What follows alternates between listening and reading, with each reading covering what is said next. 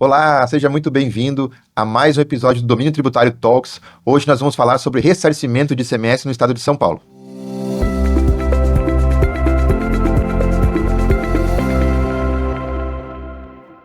Recentemente, nós conversamos com o fiscal da Receita Federal do estado de São Paulo e um comentário dele nos chamou muito a atenção. Ele nos trouxe a informação de que apenas 10% do total de crédito passível de ressarcimento estava sendo solicitado pelos contribuintes. Então, o que nós devemos fazer para essas empresas que têm saldo credor de ICMS e acabam não solicitando o ressarcimento? E esse é o bate-papo de hoje, que nós vamos falar aqui sobre ressarcimento no estado de São Paulo, principalmente aí por conta da reforma tributária que está em voga nos próximos anos. A gente vai ser muito impactado por este tema. E hoje eu estou aqui com a Karen Muser, nossa especialista em ICMS para o estado de São Paulo. Ela vem aqui com uma bagagem muito grande de trabalhos recorrentes em clientes nossos lá da região, com o ressarcimento desse imposto que nos dói tanto ali, o recolhimento no dia a dia, no mês, né? E essas empresas que têm esse saldo credor podem solicitar esse ressarcimento recorrentemente. Então, Karen, muito bem-vinda a esse bate-papo aqui para a gente sanar e tirar as dúvidas de como a gente pode trabalhar o ICMS acumulado para essas empresas no estado de São Paulo. Obrigada, Ivan. Obrigada pela oportunidade. Muito bom. Legal. Quando a gente pensa em reforma tributária e a gente avalia o que nós temos no nosso dia a dia daqui para frente com relação a saldo credor de ICMS, né, que é um dos tópicos que a gente sempre avalia lá naquele diagnóstico da reforma que a gente faz, é muito importante a gente avaliar aquelas empresas que têm saldo credor de ICMS acumulado no seu dia a dia. E isso pode ser transformado em caixa. Caso não seja, as empresas vão ter um impacto significativo lá na frente em 2033 com a reforma tributária. O que tu vê sobre isso? A gente percebe, Ivan, que as empresas não estão tão preocupadas ainda com esses saldos credores, porém a gente sabe que quando a reforma tiver terminado lá em 2033, para que eles consigam, os contribuintes consigam receber esse valor de volta, os créditos precisam estar homologados, então é necessário fazer esse trabalho antes, e mesmo assim o Estado vai ressarcir as empresas em até 240 vezes, né? Isso são 20 anos, então é um tempo muito longo aí para ser ressarcido.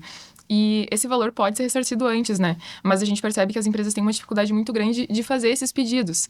Tem uma certa complexidade, então é aí que a gente entra para ajudar, né? Legal. É importante, né?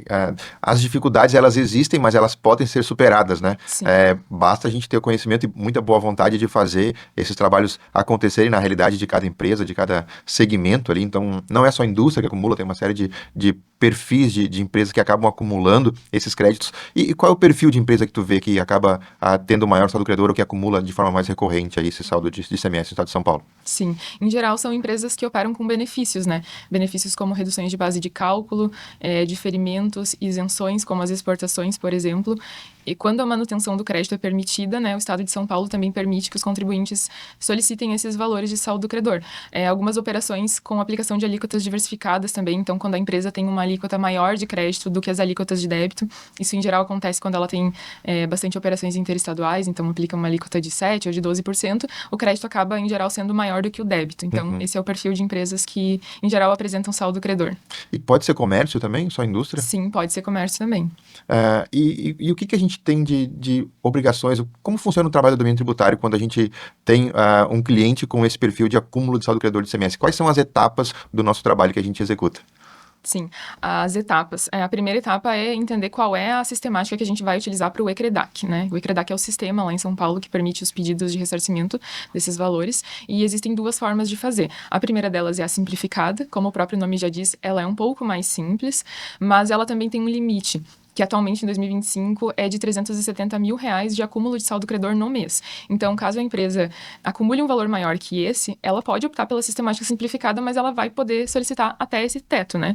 E a outra sistemática é a de custeio, que é um pouco mais complexa. Até a avaliação do fisco é mais criteriosa sobre ela, mas ela permite uma solicitação de crédito maior do que a simplificada. Legal. E isso tem todo um regramento para acontecer, como tu trouxe aqui, na questão das portarias CAT, e a gente tem uma série de obrigações acessórias que a gente tem que montar para poder solicitar esse ressarcimento de saldo credor aqui de ICMS. Isso. Dentro das atividades que a Domínio executa no dia a dia, após constatar que cabe, por exemplo, aqui um ressarcimento no formato simplificado, ou seja, aquelas empresas que acumulam até 370 mil por mês de crédito ICMS, qual é a primeira atividade que a gente faz? A nossa primeira atividade é analisar as operações da empresa para ver se elas são consistentes, né? Então, se ela está fazendo a tributação correta dela na saída, que é o que gera o crédito acumulado, né? Os benefícios da saída em geral. Se ela está tomando os créditos corretamente e se essa operação é, em geral, consistente, né? Porque essa é a avaliação que o fisco vai fazer depois. Então, a gente tenta antecipar ao máximo e prever alguns problemas, digamos assim, que podem acontecer e tentar corrigi-los a tempo, né? Depois disso, então, constatado que está tudo ok, a gente passa para a fase dos pedidos e após os pedidos a gente aguarda o deferimento, que tem aí um certo prazo de análise, e aí depende de onde a empresa está situada, esse prazo não é fixo, mas após o deferimento a gente passa para a segunda fase, que é a fase boa, que é de transformar esse valor em dinheiro. Então, ele deixa de ser um crédito fiscal na apuração da empresa e passa a ser um crédito financeiro, passa a constar numa conta corrente, que é a partir dali que a empresa vai poder utilizar esse crédito de fato. Perfeito. Então, a primeira etapa seria realizar um compliance de como estão as obrigações acessórias da empresa, se foram declarados todos os débitos, se os créditos utilizados foram tomados de forma correta, se tem alguma nota ou alguma operação que não esteja adequada à realidade da legislação e como o fisco orienta a se utilizar esses créditos. Feito esse compliance, depois a gente passa para a questão de apresentar para o cliente ali quais são os gaps que a gente identificou e se ele quer ou não corrigir dentro da realidade deles, né, para depois a gente poder fazer esse pedido de ressarcimento, correto? Correto.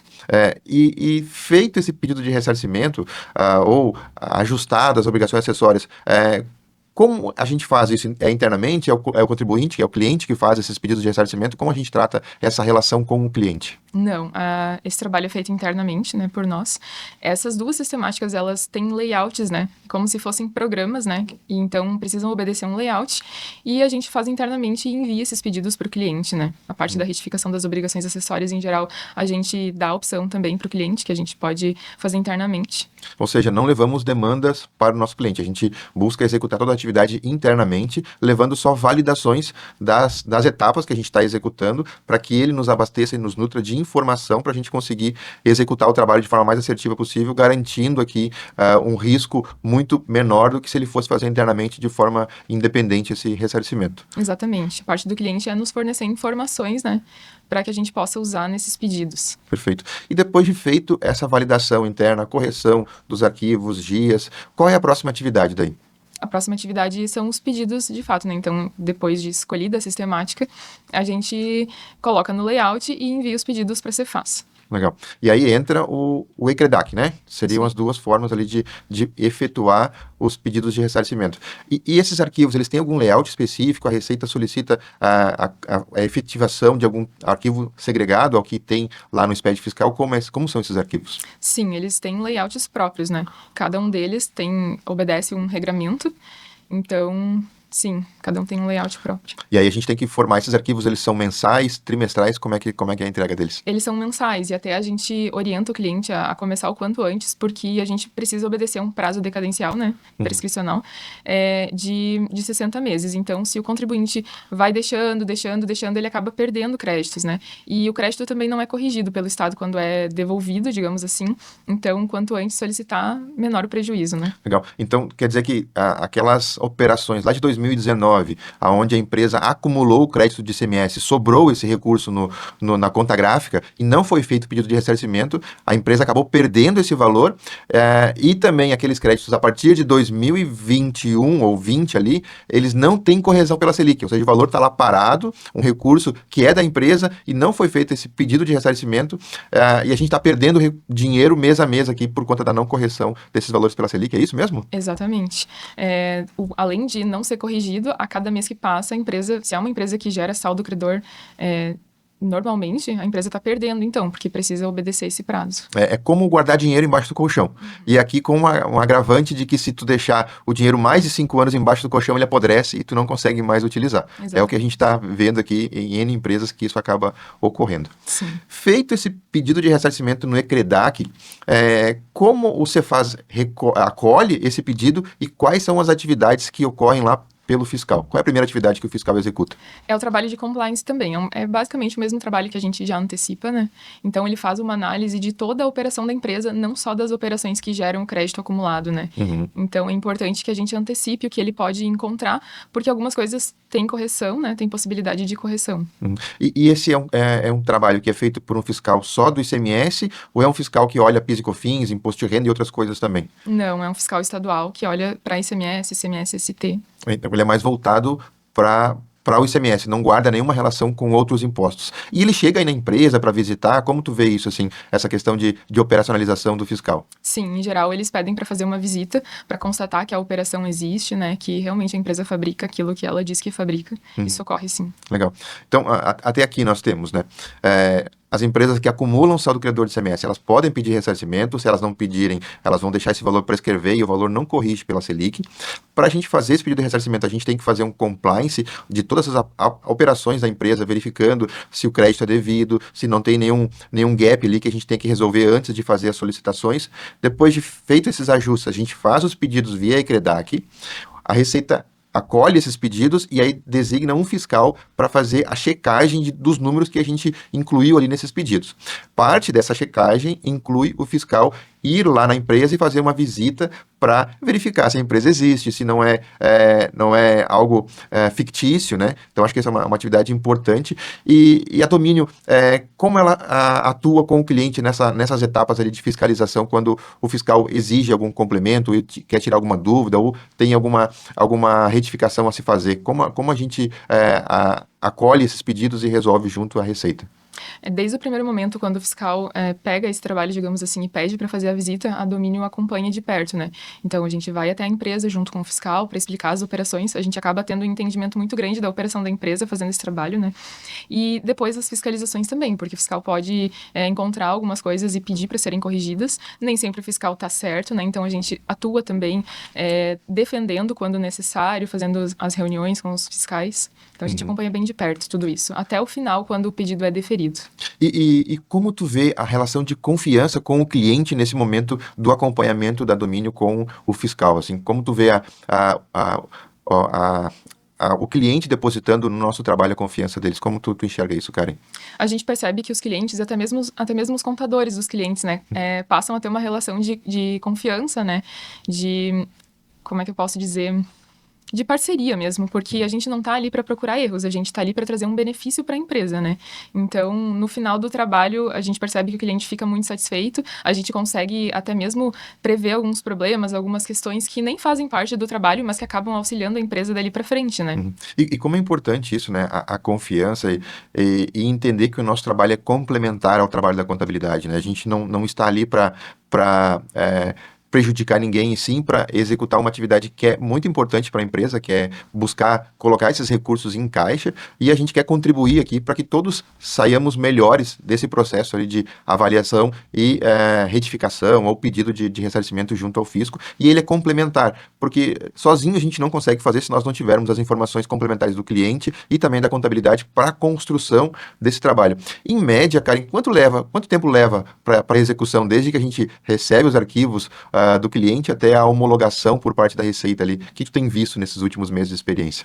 A partir do pedido, a homologação pode levar de 6 a 12 meses. E aí depende de onde a empresa está situada, né? O nosso trabalho antes dos pedidos, ele pode demorar de 1 a 2 meses, depende do volume de operações da empresa, né? E da documentação. Então é um trabalho de longo prazo, né? Sim. Se nós começarmos um trabalho agora em janeiro de 26, buscando a habilitação desse saldo credor de ICMS, a gente tem aqui, pelo que tu nos trouxe, uma ideia de que lá no segundo semestre ou finalzinho do ano, as empresas vão poder começar a utilizar esse saldo credor para utilizar no seu dia a dia. E de que forma, depois de homologado esse saldo credor pela Cefaz, a gente pode utilizar esses valores? As empresas podem utilizar para pagamento de fornecedores em geral, né? Então, para compra de matérias-primas, material de embalagem, no caso de indústrias, né?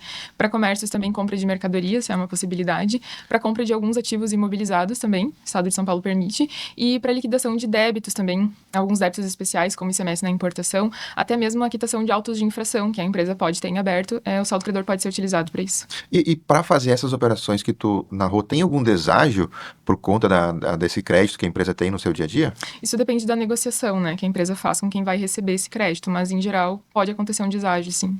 Normalmente, quando o crédito ele é utilizado para comprar matéria-prima ou mesmo para negociar débitos junto à Receita, não vai ter deságio, né? Isso. Mas pode ocorrer caso a negociação seja diferente. Mas, por exemplo, um fornecedor que acaba comprando muitos créditos ICMS em São Paulo é as companhias de energia elétrica, que tem um ICMS a pagar muito alto, e ali sim tem essa questão do deságio que tu trouxe, né? Sim. E se não for nessas operações, existe alguma outra forma de a gente solicitar esse ressarcimento ou repassar para terceiros esse saldo credor? Existe também a possibilidade de transferência para empresas interdependentes ou empresas do mesmo titular também. Legal. E aí tem uma nova habilitação a ser feita, né? Quando a gente pensa em transferir para terceiros ou vender esses créditos, que aí entra a questão de um deságio maior, muitas vezes por conta dessa comercialização de crédito depois de ele estar habilitado. E nesse contexto, Karen, da gente poder trabalhar esse saldo credor de ICMS, ele só cabe para o ICMS próprio ou ele cabe para o ICMS-ST também? O ICMS-ST também, existe também uma possibilidade de ressarcimento, né? E muitas empresas nem sabem disso, porque diferente do saldo credor de ICMS, o ressarcimento de ICMS-ST não é escriturado, né? Então, por que ele ocorre? Existem algumas situações em que ele ocorre, mas as mais comuns são quando a empresa trabalha com uma margem pequena, então o valor da operação dela lá na ponta é menor do que aquela base que foi presumida quando o Estado definiu a MVA, né? Então, aquele valor da operação acaba sendo menor, ela tem direito a se ressarcir. Acontece também quando a empresa adquire mercadorias com ST, são tributadas como ST dentro do Estado, mas ela acaba vendendo isso para outros estados. Então, aquela operação que se presumia que ocorreria dentro do Estado, ela não acontece. Então, é como se o Estado tivesse recebido um valor indevidamente e ele deve ressarcir a empresa desse valor. Também tem uma complexidade nesses pedidos e a gente vê que muitas empresas não fazem por conta disso, né? E essa complexidade está em avaliar as entradas e saídas? Da onde se origina essa maior complexidade aqui para a gente poder montar esse saldo credor de ICMS ST passível de ressarcimento? A escrituração é o grande desafio, né? Que a empresa tenha uma escrituração correta para que a gente consiga identificar qual foi a base presumida daquele produto lá na entrada e qual é a base dele na saída. Esse é o maior desafio que a gente vê e que as empresas não conseguem se adequar para fazer os pedidos de ressarcimento, né? Por exemplo, nós temos um cliente que ele atua no ramo de medicamentos, né? E a gente trabalha com ele há mais de um ano, especificamente na questão de ressarcimento de ICMS e ICMS-ST. Quais foram as principais dores que a gente identificou ali na hora de fazer os pedidos e homologar os saldos credores junto à Cefaz? A escrituração. Sempre é a escrituração o maior desafio, né? Quando a gente fala de ressarcimento de ICMS-ST. Porque tem uma série de pontos que precisam estar em conformidade, né? Então, o ressarcimento ele é calculado, digamos assim, através dos SPEDs da empresa, né? Só que os SPEDs precisam estar, digamos, perfeitos, né? Com todos os cadastros corretos, os códigos precisam ser o mesmo, né? Isso a gente vê em muitas empresas, elas não têm o mesmo código de entrada, não é o da saída, então a gente não consegue identificar quando aquele produto entrou, quando ele está saindo, né? Então, essa é, sem dúvidas, a maior dificuldade do ressarcimento. De entender a operação do cliente, avaliar, verificar se aquilo está sendo feito de forma correta e depois fazer os ajustes necessários para poder solicitar ali o ressarcimento. Mas essa avaliação que é feita pelo fiscal, ela fica no âmbito daquele imposto, ela não amplia para outros impostos ou avaliações em outros critérios que não aqueles solicitados pela domínio nos créditos acumulados de ICMS, por exemplo. Eles olham a operação num todo também, né? Então, mas falando de ICMS e ICMS-ST, não abrange outros impostos. Isso, perfeito. Sempre quando a gente solicita qualquer ressarcimento, eles vão olhar aquelas operações que a gente está levando para eles avaliarem, lógico, condizentes com o dia a dia da empresa, perfeito. E hoje, a domínio tributário tem mais de 150 milhões em pedidos de ressarcimento dos nossos clientes, né? Sejam eles de impostos estaduais ou federais. E como tu tem visto a celeridade da Receita com relação a esses processos? Tem agilizado por conta da reforma? Eles têm dado uma maior agilidade nesses processos? Como tu tem visto, Karen? Em São Paulo, isso depende de onde a empresa está situada, né? Mas, em geral, o prazo é de 6 a 12 meses. A gente não tem visto uma celeridade maior. Até porque a gente teve notícias que vieram principalmente de lá com relação a algumas coisas que geraram dúvidas, né, da questão de outras empresas de consultoria que não foram bem vistas pelo fisco. E acho que isso, uma das coisas que a gente bate bastante, né, com os nossos clientes é da idoneidade e de a gente sempre pedir aquilo que é devido de acordo com a legislação, de avaliar aqueles créditos de forma mais estrutural e entender todas as operações da empresa, visando ali eliminar qualquer risco, né, ou pelo menos orientar, ó, aqui existe um risco por parte da operação que tu já executa e cabe à empresa, né, optar se ela quer corrigir ou não esses problemas antes da gente efetuar os pedidos de ressarcimento, que normalmente é onde o fiscal vai olhar e pode questionar isso de forma preliminar antes de fazer a liberação daqueles recursos por parte da Cefaz. Qual seria a dica que tu daria para alguém que tem saldo credor de ICMS em São Paulo e ainda não olhou para essa atividade? Eu diria que peça o quanto antes, né? Que se preocupe o quanto antes com isso e a gente pode nos chamar para fazer essa análise, né? Isso é bem importante. A gente vê que muitas empresas não solicitam, acabam deixando aquele valor lá. Então, com a chegada da reforma, isso se torna ainda mais urgente, né? Uhum. Essas atividades, né, da empresa correr atrás do que lhe é devido, do que é de direito do contribuinte, né, solicitar esses valores, não deixar ele ficar parado ou não estar atualizando frente à Selic, eu vejo como sendo algo mega importante e principalmente que o contribuinte busque o que lhe é de direito, porque às vezes a gente posterga essa atividade. E a Domínio, ela tem um trabalho muito, muito sério junto também às contabilidades, com o objetivo de ajudar nessas etapas ali de correções, ou mesmo às vezes de cadastro, que a gente possa ter algum gapzinho, trazendo ao dia a dia da legislação e da realidade da empresa e como deve ser feita a correção para que dali para frente fique de forma correta os pedidos de ressarcimento ou até mesmo a solicitação de algum regime especial. Como é que é a etapa para não acumular mais créditos que a domínio tributário tem frente aos seus clientes em São Paulo? Sim, então até aqui a gente falou de como habilitar o passado, digamos assim, né, o que foi gerado até o momento, mas a gente tem essa possibilidade em São Paulo, que é uma estratégia para que dali para frente a empresa não acumule tanto saldo credor, né? Então o Estado de São Paulo permite que a gente peça alguns regimes especiais que façam com que o crédito não seja tão grande. Então a gente demonstra para o Estado que se o crédito da empresa diminuir em X%, ela não vai mais acumular saldo credor. E isso é bem, digamos, fácil, né? Então é uma oportunidade muito boa e é importante usar essas hipóteses que São Paulo abre, porque a gente sabe que nem todos os estados têm tantas possibilidades de pedir o saldo credor, né? Alguns estados são muito restritos. Então, acho que a gente poderia aproveitar melhor isso em São Paulo. É legal isso de fazer um trabalho completo, né? Não é apenas fazer os pedidos de ressarcimento, né? Tem possibilidades de a gente evitar o acúmulo futuro frente a essa solicitação de regime especial que cabe a determinadas operações por parte da empresa, onde a gente vai informar ao fisco, então, como tu trouxe aqui, como é que é a operação, por que acumula e o que a gente pode reduzir aqui de ICMS destacado nas operações para que não acumule tanto crédito de ICMS dali para frente. E quanto tempo mais ou menos demora para vir esses regimes especiais, a homologação desses regimes por parte do Cefaz? Olha, pelo que a gente tem visto, ele não é tão demorado quanto a homologação do ECREDAC e da CAT 42, que é do ressarcimento do ICMS-ST, né? A gente tem visto, em média, 6 meses. Uhum. Então, rodando os dois trabalhos ao mesmo tempo, a gente tem aqui que iniciamos um trabalho em janeiro de 26, lá no segundo semestre as empresas já vão ter o valor do pedido de ressarcimento provavelmente entrando no seu caixa ou utilizando para suas operações rotineiras e também a possibilidade de não mais acumular os créditos a partir dessa homologação do regime especial que a gente acaba disponibilizando para as nossas empresas. É um trabalho bem completo para os nossos clientes, é um trabalho bem completo, onde a gente visa resolver o problema do acúmulo de ICMS, pensando em reforma tributária. Isso é muito benéfico, porque lá na frente as empresas não vão ter mais esse problema de saldo credor na sua operação, ou vão ter ele minimizado, né? E aí, a partir de então, não vão deixar de perder esses créditos por conta de não atualização da Selic, e também não vão sofrer lá com a possibilidade de em 2033 ter que homologar algum valor e receber esse valor em 240 parcelas, como tu bem trouxe. E como tu te sente, Karen, realizando esse trabalho para os nossos clientes, depois de ver ele acontecer e de ver a satisfação do cliente nos olhos das nossas entregas?